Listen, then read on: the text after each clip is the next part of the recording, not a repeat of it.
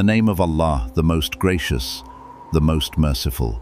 Say, He is Allah. اعوذ باللہ من الشیطان الرجیم بسم اللہ الرحمن الرحیم قل هو اللہ احد اللہ الصمد لم یلد ولم یولد ولم یکن له کفوا احد صدق اللہ العظیم رب اشرح لی صدری ویسر لی امری واحلل عقدۃ من لسانی یفقہوا قولی۔ آپ حضرات کے اور خواتین کے علم میں یہ بات ہے کہ ہم لوگ دراصل ایک ایمان سیریز کر رہے ہیں جس میں ایمان کے جتنے بھی مباحث ہیں ان کے انٹروڈکشن اور اس کے بعد جو ایمانیات کی قسمیں ہیں جس میں ایمان باللہ ہے، ایمان برسالت ہے، ایمان بالملائکہ وغیرہ، جو احادیث کے مطابق اور قرآن کے آیات سے 6 کے قریب ایمانیات بنتے ہیں۔ اب ہم اس کی ڈسکشن کر رہے ہیں۔ اس ڈسکشن میں میں نے آپ کے سامنے تقریباً 5 یا 6 بلکہ اس سے زیادہ سیشنز رکھے جس میں جو بھی ہسٹری رہی ہے ریلیجنز کی، اس میں ہم نے یہ دیکھا تھا کہ لوگوں نے خدا کے متعلق کس طرح کے تصورات قائم کیے۔ یہ اس لیے ضروری تھا کہ ہم یہ سمجھ سکیں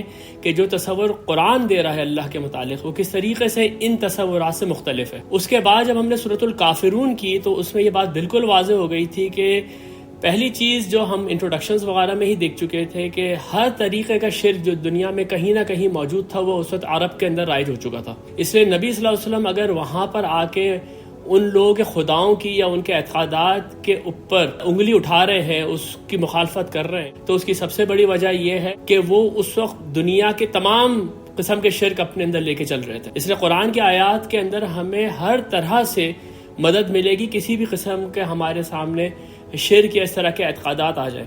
اس کے بعد جب ہم نے یہ دیکھا کہ سورہ کافرون میں لا اعبد ما تعبدون کی ایک گردان ہے، اور اس میں ما تعبدون کا مطلب یہ ہے کہ جو کچھ بھی اور جس طرح کی بھی عبادت تم کرتے ہو، جس میں سارے خدا ان کے آگے، سارے تصورات ان کے آگے، اور ان کی عبادت کا جو اصل مقصد ہے وہ بھی آ گیا سامنے، کیونکہ یہ بات بالکل واضح تھی کہ وہ لوگ آخرت پہ تو یقین رکھتے نہیں تھے، کیونکہ جب ان کو یہ آخرت کی آیات سنائی گئیں تو وہ بہت زیادہ حیران ہوتے تھے کہ ہی ہاتھ لما توعدون، بہت حیرانی ہے یہ جو ہم سے باتیں کی جا رہی ہیں، اذا متنا وکنا ترابا وعظاما انا لمبعوثون، جب ہم لوگ مر جائیں گے، مٹی ہو جائیں گے، ہڈی ہو جائیں گے، کیا ہم پھر دوبارہ اٹھائے جائیں گے؟ آباؤنا الاولون، ہمارے آباء و اجداد بھی اٹھائے جائیں گے، اور اس میں ہنسی اور مذاق کیا کرتے تھے۔ تو جب ان کا تصور ہی نہیں تھا آخرت کا تو وہ کس وجہ سے عبادت کرتے تھے؟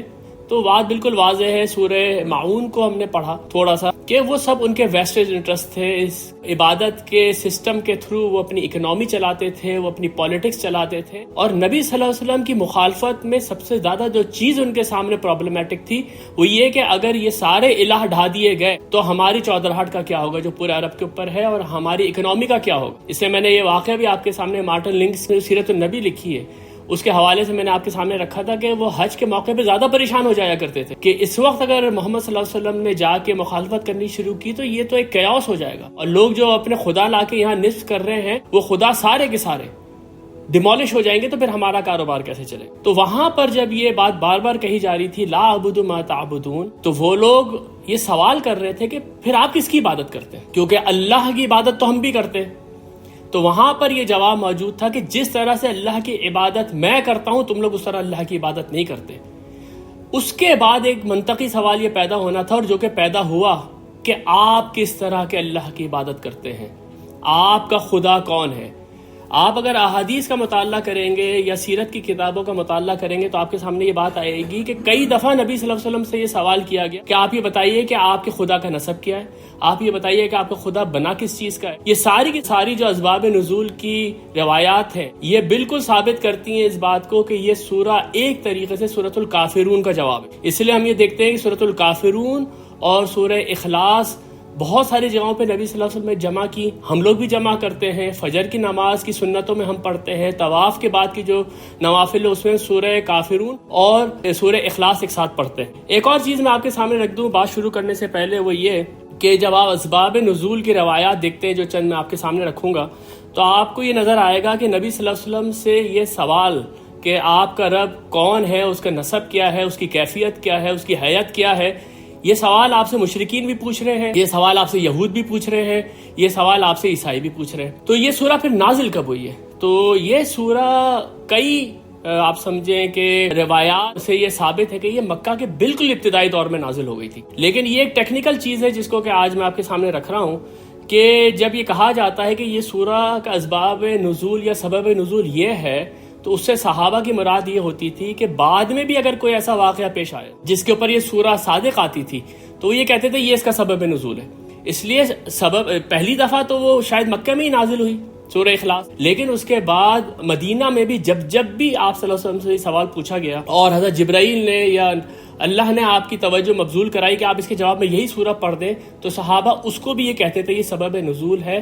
اس لیے یہ سبب نزول کی جو ٹرم ہے یہ صحابہ کے نزدیک مختلف ہے، ہمارے یہاں تھوڑی سی مختلف ہو گئی ہے. چلیں اب میں اپنے سیشن کا باقاعدہ آغاز کرتا ہوں. سب سے پہلے میں آپ کے سامنے چند روایات رکھنا چاہتا ہوں جو کہ اسباب نزول کے اوپر ہے. اور اس دفعہ یہ جو میں نے درس تیار کیا ہے اس میں بہت زیادہ مدد میں نے امام رازی کی تفسیر کبیر سے لی ہے، کیونکہ امام رازی کا یہ کمال ہے کہ وہ ایک تو ساری کی ساری پچھلی تفاسیر کی چیزیں اکٹھی کر دیتے ہیں اور اس کے بعد جو ہے وہ اس کے اندر جو عقلی بات پوشیدہ ہے اس کو بھی ظاہر کرنے کی کوشش کرتے ہیں. تو کافی تفاسیر سامنے تھیں تو مجھے محسوس ہوا کہ سورہ اخلاص کے اوپر امام رازی نے جو تفسیر کی ہے اور پھر اس کے بعد ہمارے دور کے اندر تفہیم القرآن میں جو اس کی تفسیر ہوئی ہے مولانا مودودی کی، وہ واقعتاً بہت شاندار ہے. تفہیم القرآن تو اردو میں کوئی بھی آدمی اس کو پڑھ سکتا ہے، خاص طور پہ انہوں نے اس کے اندر لفظ احد کی جو تفسیر کی ہے وہ ایک ماسٹر پیس ہے. میں اس کی کافی چیزیں آج لے کر بھی آیا ہوں ساتھ، اگر آج ہمیں موقع ملا تو میں آپ کے سامنے وہ رکھوں گا، نہیں تو انشاءاللہ تعالیٰ اگلے سیشن کے اوپر. اب یہ دیکھیے کہ اسباب نزول کے اوپر امام رازی کیا لکھتے ہیں، چند روایات جو وہ لے کر آئے ہیں کہ انہا نزلت بسبب سؤال المشرکین.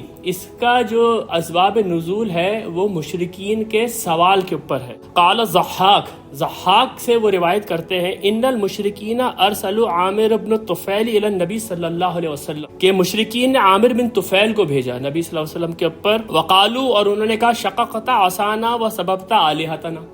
انہوں نے کہا دیکھیں جی آپ کے اوپر ہماری مخالفت بہت بری گزرتی ہے، ہمارے اوپر یہ بہت برا گزرتا ہے کہ آپ ہمارے الہوں کو برا بھلا کہتے ہیں. وخالفت دین آبائک، آپ نے ہمارے آباء و اجداد کے دین کی مخالفت کی. فإن كنت فقیرا اغنیناک، اگر آپ کے پاس پیسوں کی کمی ہے ہم آپ کو اتنا پیسہ دیتے ہیں کہ آپ غنی ہو جاتے ہیں. دیکھیں یہ تقریباً وہی اسی طرح کی روایات ہیں جو روایات ہم نے دیکھی تھیں سورہ کافرون کے اندر، کہ وہ آ کے یہ کہہ رہے ہیں کہ آپ کا مقصد کیا ہے یہ سارے معاملات کا.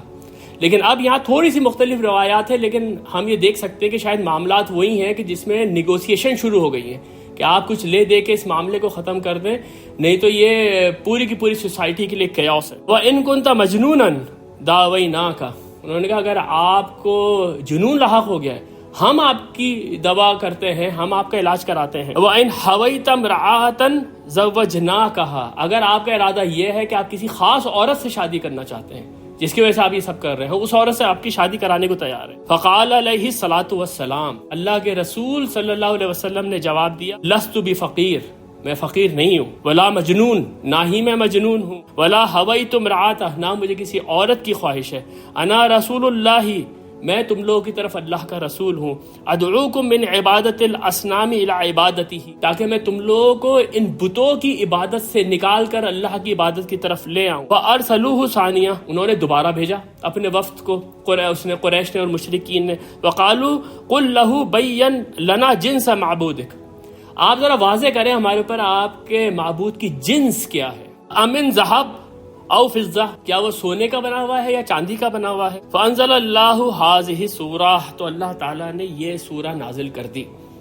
اس کے بعد وہ ایک اور واقعہ لکھتے ہیں. اب اس سے یہ بات واضح ہو جائے گی کہ یہ سوال نبی صلی اللہ علیہ وسلم سے ہر دور میں پوچھا گیا، کیونکہ اللہ کی عبادت تو ہر کوئی ہی کر رہا تھا. یہود بھی اپنی نظر میں ایک ہی خدا کو پوچھتے تھے، اس کے بعد عیسائی بھی اپنے تئیں ایک ہی خدا کو پوچھتے تھے، لیکن ہم یہ دیکھ چکے ہیں کہ ان کی خدا کی جو تصور تھے وہ کیا تھا. اس لیے جب آپ صلی اللہ علیہ وسلم کی مخالفت شروع ہوتی ہے تو یہ پوچھنا چاہتے ہیں کہ کیا صفات ہیں آپ کے خدا کی، جو آپ ہمارے خدا کو برا بھلا بھی کہتے ہیں اور کہتے ہیں اللہ ہی کی عبادت کرو، ہم بھی تو اللہ کی عبادت کرتے ہیں. الثانی، دوسری جو نزول کی روایات ہیں ان میں کیا ہے، انہا نزلت بسبب سؤال الیہود، یہ سورہ جو نازل ہوئی ہے یہ یہودیوں کے سوال میں نازل ہوئی ہے. روی اکرمۃ عن ابن عباس، ابن عباس سے مروی ہے ان الیہود جاؤ الی رسول اللہ ومعہم کعب بن اشرف، وہ یہ کہتے ہیں کہ یہود کا وفد آیا نبی صلی اللہ علیہ وسلم کے پاس. آپ ذرا اندازہ لگائیں اس وقت کیا ہو رہا ہے کہ لوگ آ کے مل رہے ہیں، نیگوسیشنز ہو رہی ہیں. بات کس چیز کے اوپر ہو رہی ہے کہ آپ اپنے خدا کی تعریف تو کریں، آپ کا خدا ہے کیسا. اور یہودیوں کا جو وفد تھا اس کے ساتھ کعب بن اشرف بھی تھا. کعب بن اشرف سے آپ لوگ واقف ہیں، نہیں تو کبھی انشاءاللہ اس کا ہم ذکر کریں گے یہ آدمی کون تھا. فقالوا یا محمد، تو انہوں نے کہا اے محمد، ھذا اللہ خلق الخلق فمن خلق اللہ، کہ اللہ تعالیٰ نے یعنی خدا نے ساری کی ساری انسانیت کو، ساری کی ساری چیزوں کو تخلیق کیا، اس کو کس نے تخلیق کیا. یہ جب میں نے روایت پڑھی تھی تو میں شدید حیران ہوا تھا کہ یہی وہ سوال ہے جو آج کے دور میں ہم سے کیا جاتا ہے. آج کے دور کے جو ایگنوسٹکس ہیں، آج کے دور کے جو ایتھیسٹ ہیں، وہ یہ کہتے ہیں کہ بھائی آپ کی لاجک یہ ہے کہ ہر چیز کا ایک خالق ہونا چاہیے، تو یہ تو لاجک خدا کے اوپر بھی آتی ہے کہ کیا خدا کا بھی کوئی خالق ہے. یہ فلسفے کا جو اثر ہے جس میں ہر چیز کا، ہر کاز کا ایک افیکٹ ہوتا ہے، یہ ساری کی ساری چیزیں یہود و نصارہ کے اندر بھی آ گئی تھی، جس طرح سے میں نے آپ کو پچھلے دروس میں بتایا. یہ سوال واضح ہے، یہ سوال واضح ہے کہ ان کے علماء بھی سر تک فلسفے کے اندر ڈوب چکے تھے اور بات کو کرنا چاہتے تھے بالکل اس کاز اینڈ افیکٹ کی طریقے سے یا منطق کے انداز میں. لیکن یہاں پر جو رسپانس نبی صلی اللہ علیہ وسلم کا ہے وہ دیکھ کے مجھے حیرت ہوئی ہے کہ کس طریقے سے ہم کو اس طرح کے سوالات کو ہینڈل کرنا چاہیے. جب انہوں نے یہ کہا کہ ہر چیز کا تخلیق کرنے والا خدا اللہ ہے، تو اللہ کو کس نے تخلیق کیا؟ تو اس کے جواب میں ہے فغضب نبی اللہ علیہ الصلوۃ والسلام، اللہ کے رسول کو شدید غصہ آ گیا، یہاں تک کہ ان کے چہرے کا رنگ متغیر ہو گیا. یعنی اتنا غصہ کہ یہ غصہ اسی وقت آ سکتا ہے کہ یہ سوال جو ہے یہ بحث برائے بحث ہے. یہ سوال اگر تم لوگ علماء ہو، تم لوگ کتاب کے جاننے والے ہو، تو تم لوگ کو خود پتا ہے کہ یہ سوال کیا ہے. اس سوال کا کوئی جواز ہی نہیں ہے، جبکہ تمہارا فلسفہ بھی یہ بتاتا ہے کہ ہر چیز کا فرسٹ کاز تو ہونا چاہیے. تو کس طریقے سے یہ سوال ہے کہ ہر چیز کا تخلیق کرنے والا کوئی ہے، تو خدا کا تخلیق کرنے والا کون ہے؟ تو نبی صلی اللہ علیہ وسلم کے اس کے اوپر غصہ آیا. فنزل جبریل فسکنہ، اسی وقت جبریل نازل ہو گئے اور انہوں نے نبی صلی اللہ علیہ وسلم کو پیس کی طرف لے کر گئے، یعنی کہ ان کو سکون دلایا، ان کے غصے کو ٹھنڈا کیا. وقال، اور پھر حضرت جبرائیل نے کہا اخفض جناحک یا محمد، اے محمد آپ تحمل سے کام لیں. یہ جو الفاظ ہیں یہ قرآن میں بھی آئے ہیں کہ اخفض جناحک للمؤمنین، آپ مومنوں کے ساتھ بہت رواداری سے پیش آئیں. تو غصہ تو بہت تھا نبی صلی اللہ علیہ وسلم کو، لیکن جبرائیل یہ کہہ رہے ہیں کہ اخفض جناحک یا محمد فنزل قل هو اللہ احد، اور اس کے بعد انہوں نے کہا کہ آپ پڑھیے قل هو اللہ احد، یعنی کہ یہاں پر جواب دیا گیا ہے کہ میرا رب کون ہے، اس کی جنس کیا ہے، اس کا بنانے والا کون ہے. جو سوال تم کر رہے ہو اس کا جواب یہ ہے. اب آپ دیکھیں یہ تیسرا سبب نزول جو وہ بیان کر رہے ہیں وہ عیسائیوں کے لیے ہے. انہا نزلت بسبب سؤال النصارى، یعنی نصارہ نے یہ سوال کیا. روی عطا عن ابن عباس، ابن عباس ہی اس کے راوی ہیں. قدیمہ وفد نجران، نجران سے وفد آیا. عیسائی اس وقت نجران میں ہی تھے، اور وہ جو وفد آیا ہے وہاں جو سوال جواب ہوئے اس کا زیادہ تر حصہ سورہ آل عمران کے اندر موجود ہے. جب بھی آپ دیکھتے ہیں کہ سورہ آل عمران میں بالکل ابتدا سے ہی حضرت مریم سلام علیہا کے متعلق بات شروع ہو جاتی ہے، پھر اس کے بعد حضرت عیسیٰ ابن مریم کے متعلق بات شروع ہوتی ہے، تو شاید یہ اسی وقت کا واقعہ ہے. فقالوا صف لنا ربک، آپ اپنے رب کی ذرا صفت تو بیان کریں، وہ کیا ہے. امن زبرجد او یاقوت، کیا وہ زمرد کا بنا ہوا ہے یا یاقوت کا بنا ہوا ہے، او فضہ یا سونے کا بنا ہوا ہے. یہاں پر جواب دیکھیں نبی صلی اللہ علیہ وسلم کا کیا ہے. فقال، اللہ کے رسول نے جواب دیا ان ربی لیس من شیء لانہ خالق الاشیاء، میرا رب کسی چیز کا بنا ہوا نہیں ہے، وہ ساری چیزوں کا بنانے والا ہے، وہ کسی چیز کا نہیں بنا، وہ ساری چیزوں کا بنانے والا ہے. فنزلت قل هو اللہ احد، تو اس وقت نازل کی گئی یہ سورہ جو کہتی ہے قل هو اللہ احد. قالوا، انہوں نے کہا ہوا واحد وانت واحد، انہوں نے کہا اچھا ایک تو آپ بھی ہیں تو ایک اللہ بھی ہے کیا. فقالا، تو اللہ کے رسول نے جواب دیا لیس کمثلہ شیء، اس کی کوئی مثال بھی نہیں ہے. یہ بھی قرآن کی آیت ہے. قالوا زدنا من الصفہ، انہوں نے کہا نہیں آپ اور ذرا اور تفصیل سے بتائیں کہ آپ کے رب کی صفت کیا ہے. فقال، تو اللہ کے رسول نے جواب دیا اللہ الصمد، میرا رب بے نیاز ہے، اللہ بے نیاز ہے. فقالوا وما الصمد، یہ صمد کا لفظ ان کے لیے بالکل نیا تھا. یہ آگے چل کے ہم دیکھیں گے کہ یہ لفظ صمد قرآن میں آیا ہی ایک جگہ پر ہے صرف، اور وہی سورہ اخلاص ہے. اس کے مادے سے کوئی لفظ نہیں آیا. آپ لفظ صمد کو یا اس کے جو ڈیریویٹیوز ہیں اس کو قرآن میں ڈھونڈیں گے، ایک لفظ بھی نہیں ہے، ایک لفظ بھی نہیں ہے. یہ واحد لفظ ہے اور وہ بھی صفت کے طور پہ صرف سورہ اخلاص میں آیا ہے. اس لیے سورہ کا ایک نام بھی سورہ صمد ہے. وما سمد، اس لیے انہوں نے کہا یہ سمد کیا ہے؟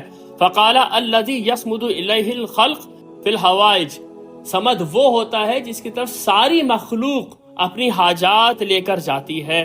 زدنا، انہوں نے کہا نہیں اور بتائیے. فنزل، تو نازل ہوا لم یلد کما ولدت مریم، وہ کسی سے پیدا نہیں ہوا ہے جیسے تم لوگ کہتے ہو کہ خدا مریم سے پیدا ہوا ہے.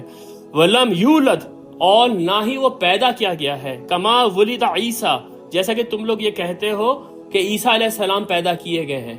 وہ ایسا نہیں ہے کہ وہ لم یلد ولم یولد ولم یکن لہ کفوا احد یرید نظیرا من خلقہ، تمہیں اس کی کوئی مثال بھی خلق میں نہیں ملے گی. یہ کہتے ہوئے آپ صلی اللہ علیہ وسلم نے ولم یکن لہ کفوا احد پڑھا. یہ میں نے آپ کے سامنے چند روایات رکھی سبب نزول کی، جس سے یہ بات واضح ہے کہ یہ شبہ کہ محمد صلی اللہ علیہ وسلم کس خدا کی طرف بلا رہے ہیں، اس کی صفات کیا ہے، اس کی پہچان کیا ہے، کیونکہ خدا کو تو وہ لوگ بھی پوچھتے تھے اور ایک خدا کو بھی پوچھتے تھے. یہاں ہی سے ہمارے لیے بھی ایک سوال پیدا ہوتا ہے کہ ہم بچپن سے ایک خدا کو ماننے والے ہیں، لیکن کیا اللہ کی صفات، اللہ کے افعال، اللہ کی ذات کے متعلق ہمارے نظریات وہی ہیں جو قرآن دیتا ہے؟ کیونکہ وہاں کے لوگ بھی اپنے زعم میں یہی سمجھتے تھے کہ وہ ایک ہی خدا کو مانتے ہیں، لیکن مشرکین ہو یا یہود ہو یا نصارہ ہو، ان سب کو چیلنج کیا اللہ کے رسول نے، اور اس کے جواب میں یہ سورہ پڑھی. اس سے آپ کو اندازہ ہو سکتا ہے کہ یہ سورہ کس قدر اہم ہے، اس لیے شاید اس کے اوپر ہم تھوڑا سا وقت بھی لگائیں. تو اس سورہ کے جواب میں، اس کے اسباب نزول کے واقعات میں یہ بات بالکل آپ کے سامنے واضح ہو جائے گی کہ اس سورہ کے اندر اللہ کی ذات، اس کی ماہیت کیا ہے، وہ کس طرح کا بنا ہوا ہے، وہ کس کیفیت میں ہے، کیا اس کی کوئی تشبیہ ہے، کیا اس کی تمثیل ہے. اس طرح کے سوالات نبی صلی اللہ علیہ وسلم سے کیے جا رہے تھے اور نبی صلی اللہ علیہ وسلم اس کا جواب دے رہے تھے. آخری چیز سبب نزول کے لیے میں آپ کے سامنے رکھ دیتا ہوں، وہ یہ کہ اس سورہ کے انداز سے اور جو قرآن کی دعوت ہے، جو نبی صلی اللہ علیہ وسلم کا پیغام ہے پہلے دن سے، اس سے یہ بات ثابت ہوتی ہے کہ یہ اول ترین صورتوں میں سے ہے.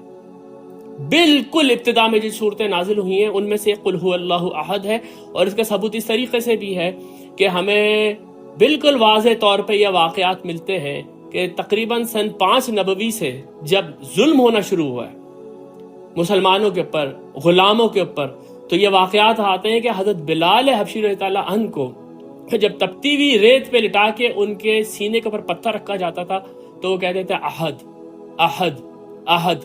اور یہ میں آپ کے سامنے بھی رکھوں گا کہ یہ لفظ احد اس سے پہلے عربی زبان کے جاننے والوں کے علم میں تھا ہی نہیں اس طرح سے، جس طرح سے کہ اس سورہ میں نازل ہوا ہے. میں نے آپ سے پہلے کہا لفظ سمد بھی اس طرح سے کہیں نہیں تھا، اس سے پہلے لفظ احد بھی اس طرح سے کہیں نہیں تھا.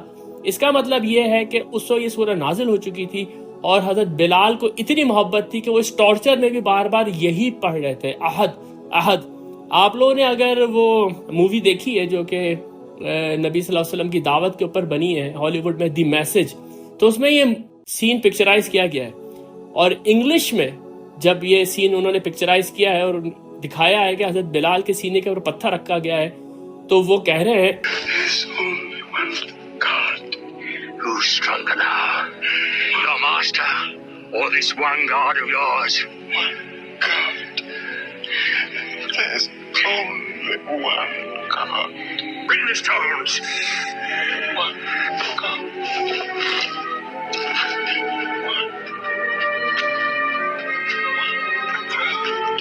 کہ he is the only one. He is the only one. تو یہ بات کہ عہد کے معنی کیا ہیں، کس طریقے سے صحابہ نے اس کو اپنے دل سے لگایا، وہ اس منظر سے بھی واضح ہوتا ہے. اس سورہ کی عظمت کے بارے میں چند چیزیں آپ کے سامنے رکھنا چاہتا ہوں. وہ یہ ہے کہ اس سورہ کے کئی نام صحابہ نے رکھے، جیسے میں نے آپ کے سامنے سورہ فاتحہ میں رکھا تھا کہ اس کے کئی نام ہیں کیونکہ صحابہ کو اس سے بہت محبت تھی. اسی طریقے سے اس سورہ کے اندر بھی ہم دیکھیں گے کہ اس کے کئی نام رکھے گئے، اور اس کے بعد میں آپ کے سامنے چند روایات پیش کروں گا کہ صحابہ کو کتنی محبت تھی اس سورہ سے، اور اس سورہ کی محبت کے جواب میں کیا کیا خوشخبریاں اللہ کے رسول نے ان کو دی ہیں. یہ باتیں کرنا اس لیے ضروری ہے تاکہ ہمارے سامنے یہ بات واضح رہے کہ ہم کون سی سورہ پڑھنے جا رہے ہیں، ہم کون سے الفاظ پڑھنے جا رہے ہیں. یہ جو ہم اس کو فار گرانٹڈ لے لیتے ہیں کہ ٹھیک ہے جی نماز میں ذرا مختصر صورتیں پڑھنی ہے تو ایک میں سورۃ العصر پڑھ لیں، دوسرے میں سورہ اخلاص پڑھ لیں تو یہ کس قدر ڈینس صورتیں ہیں، اس کے اندر کتنے گہرے معنی ہیں، اس کا ہمیں پتہ چل جائے گا، تو انشاءاللہ تعالی ہماری نماز کے اندر بھی بہت زیادہ گہرائی آئے گی۔ اس صورتوں کے نام ذرا دیکھیں کیا ہے۔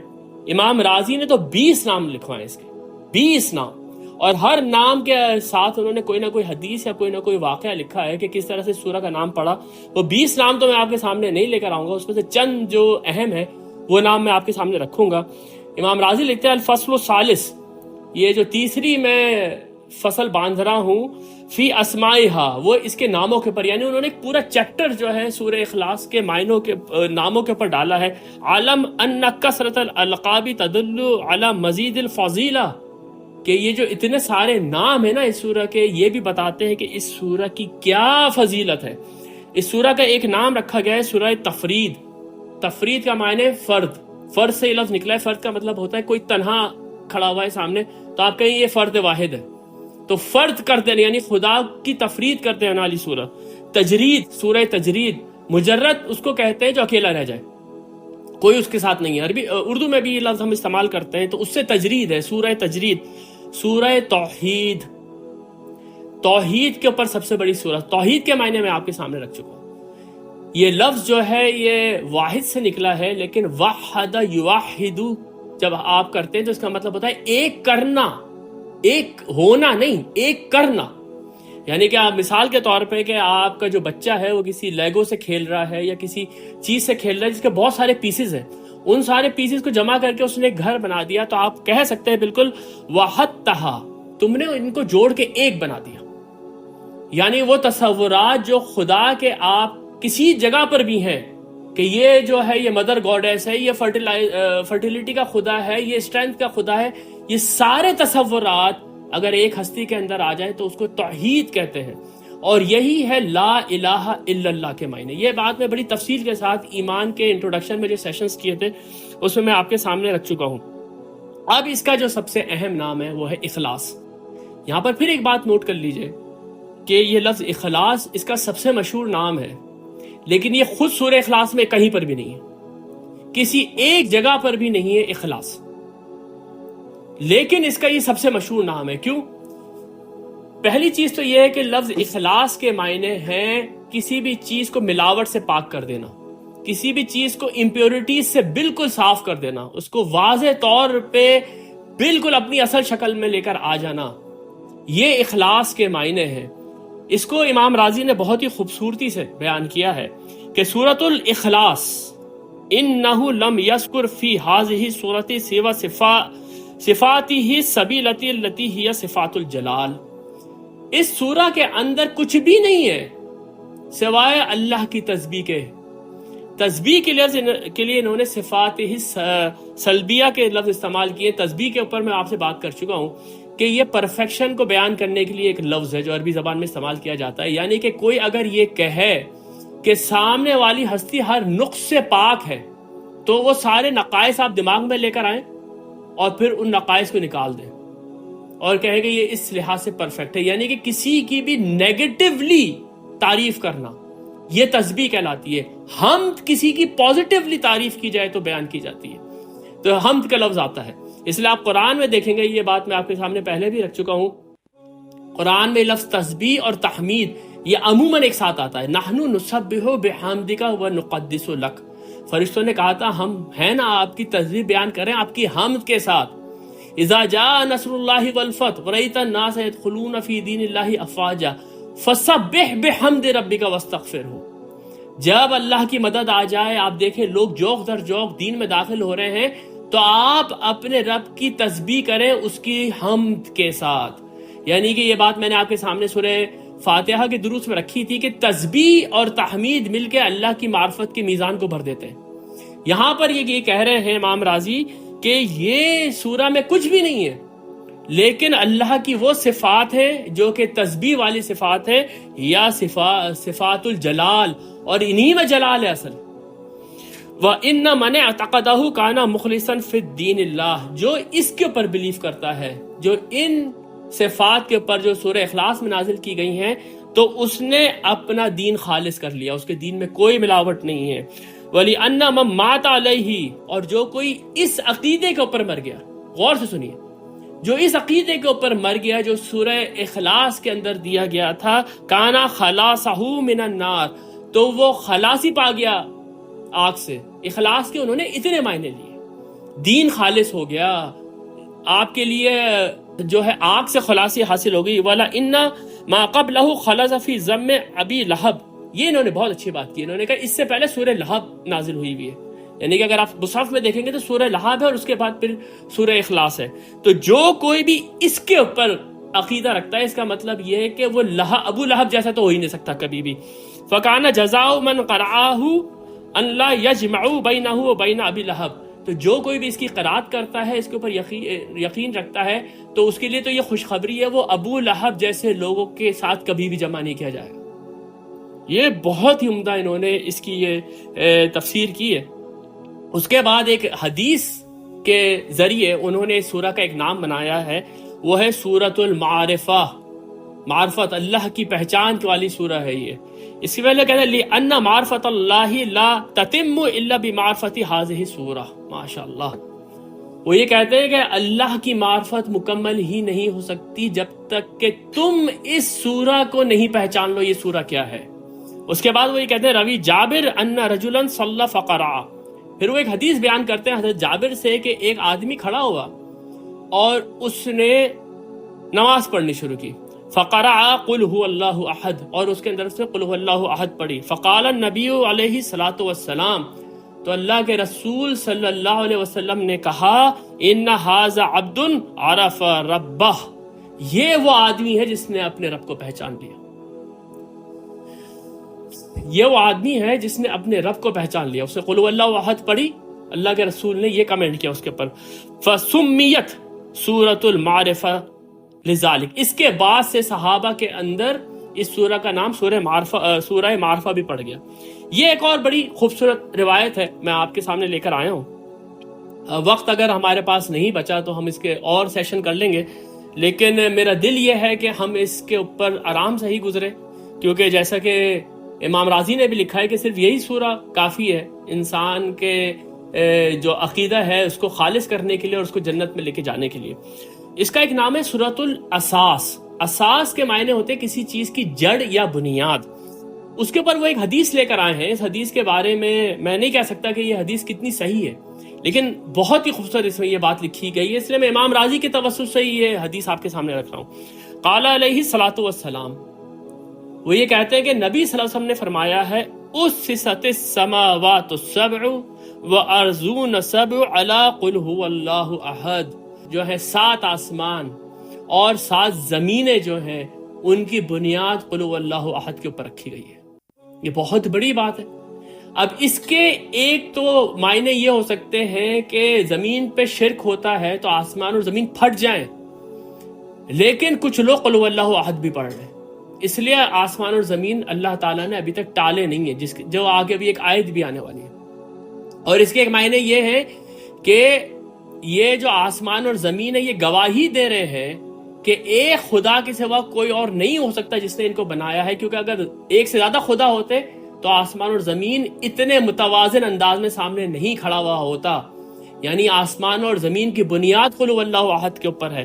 وَمِمَّا يَدُلُّ عَلَيْهِ أَنَّ الْقَوْلَ بِالثَّلَاثَةِ سَبَبٌ لِخَرَابِ السَّمَاوَاتِ وَالْأَرْضِ بِدَلِيلِ قَوْلِهِ، وہ یہ کہتے ہیں کہ 3 میں آپ کے سامنے دلیل لے کر آ سکتا ہوں کہ کیوں یہ حدیث نبی صلی اللہ علیہ وسلم نے فرمائی ہے، اور کیوں ایسا ہے کہ آسمان اور زمین تباہ ہو جائیں اگر قل هو اللہ احد نہ ہو۔ پھر اس کے بعد وہ امام راضی کہتے ہیں کہ یہ ذرا آپ آیت پڑھیں، سورہ کہف کی یہ آیت ہے غالباً، یا سورہ مریم کی ہے، سورہ مریم کی آیت ہے، وَقَالُوا اتَّخَذَ الرَّحْمَنُ وَلَدًا، یہ لوگ کہتے ہیں کہ رحمان نے بیٹا بنا لیا ہے۔